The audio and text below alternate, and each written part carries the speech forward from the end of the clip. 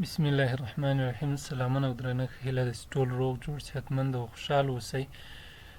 د تیرو درسونو په دوام باندې د موږ او تاسې د نن ورځې درس پښتو ادب تاریخ کې پښتو ادب کې د قصیدو پیدایښت ده.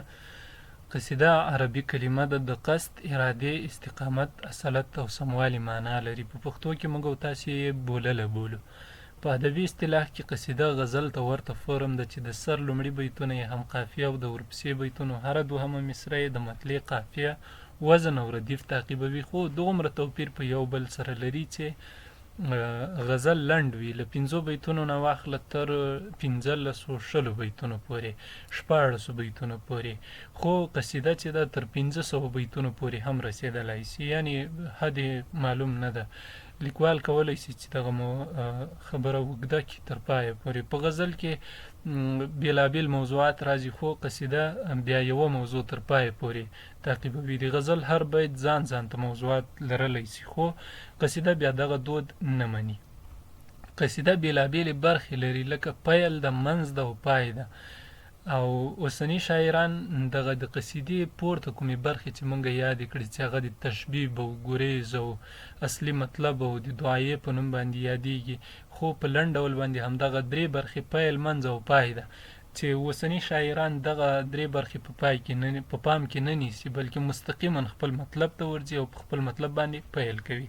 له عربي ژبې څخه دغه فورم پښتو لومړی، فارسي، بیا پښتو ژبې او همدغه ډول نورو د موږ او تاسې اسیایي یا شرقي ژبو ته یا د هند او اروپایي ژبو کورنیو ته راغلی ده او دا پالل سوی دی. او د هغه وخت د شاهانو د ستاینې په موخه دغه فورم کارول سوی ده یا کارول کېده.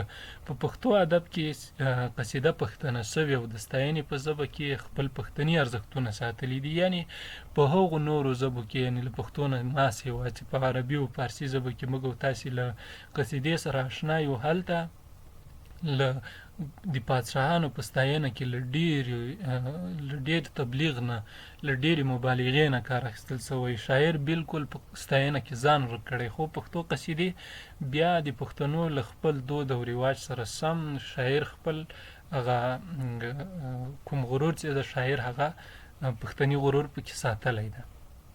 د شیخ اسد سوري قصیده.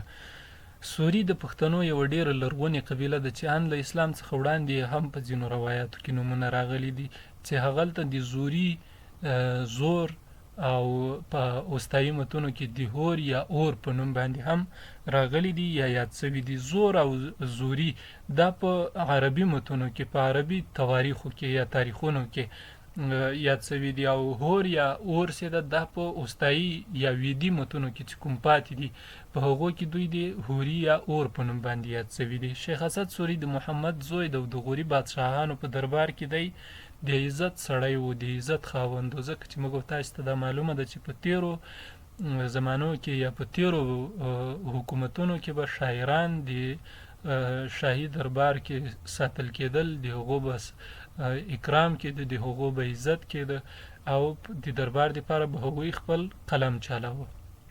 اسعد د غوري بادشاهانو د امیر محمد سوري معاصر و او د غور په آهنګرانو کې به دی اوسېده. امیر محمد سوري په 401 نه تر 405 هجري قمري کال پورې د محمود غزنوي په زندان کې و او داسې ویل کېږي چې د خپل زهر وخوړه. بل روایت بیا داسې ده چې نه، د دغه دربار لخوا دته زهر ورکول سو او دی هملته په زندان کې وفات یا هم شهید سو. شیخ اسد سوري په تر 425 هجري قمري کال پورې ژوند کړی ده او په همدغه کال باندې دی د بغنین په نوم باندې یوې سیمې ته لاړ او په همدې کال هلته وفات سوی ده. اسعد د امیر محمد سوري په ویرنه یوه قصیده ویلې ده چې پښتني او تاریخي ښېګڼې یې موږ او تاسې دلته لولو. د شیخ اسد سوري قصیده په دغه بیتونو باندې پیل کېږي، وایي د فلک له چارو څه وکړم کوکار، زمولوي هر ګل چې خاندي په بهار.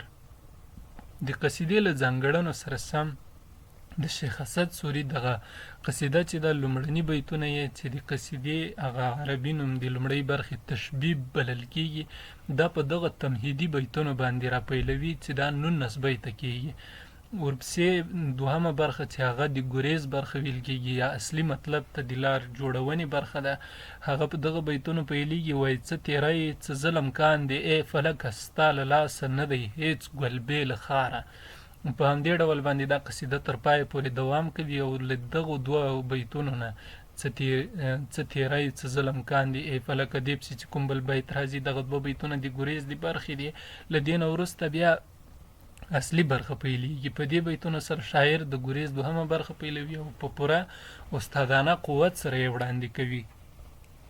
یعنی شاعر خپل اصلي موضوع ته ډیره ښه لار جوړوي.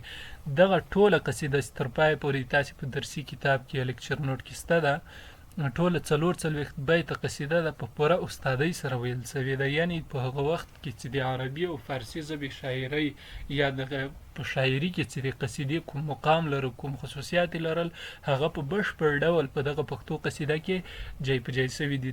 د طبیعت مناظر، د تقدیر کړنې، د خپل امیر په مړینه او اوښکې تویول او د میړانې ستایل یې، د خپل استوګنځي ښېګڼې ستایل او په پای کې ښکلې دعایه د دې قصیدې بشپړتیا ګڼل کېږي چې په پښتو ژبه کې دغه ډول یوه قصیده ویل په هغه وخت کې د پښتو ژبې د شاعرۍ هغه پوخوالی موږ تاسو ته په ډاګه کوي.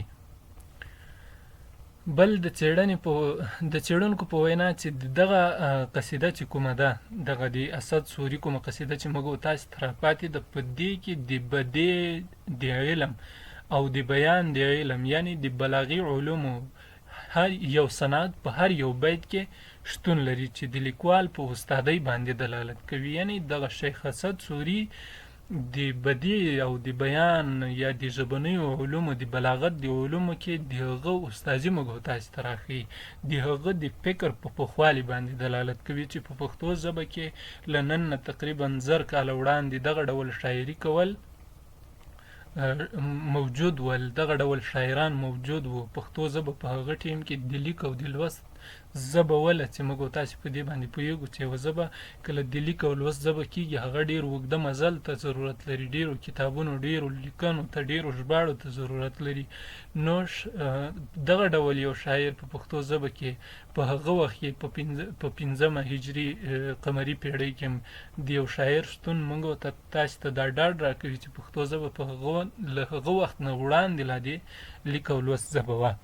دغه راز په دې قصیده کې د پښتو ژبې ډېر زاړه لرغوني لغتونه شتون لري.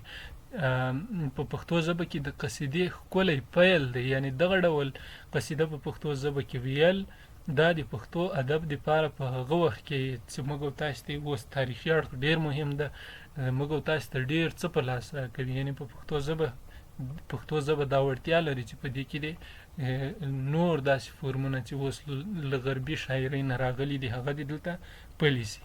له خپلو مشرانو سره د پښتنو د هغه وخت مینه او خلوص ترې څرګندېږي. یعنی په دغې قصیده کې موږ تاسو ته د پښتنو د هغه وخت حالات، د هغه وخت د پښتنو اروايي پیژندنه موږ تاسو ترلاسه کولی سو.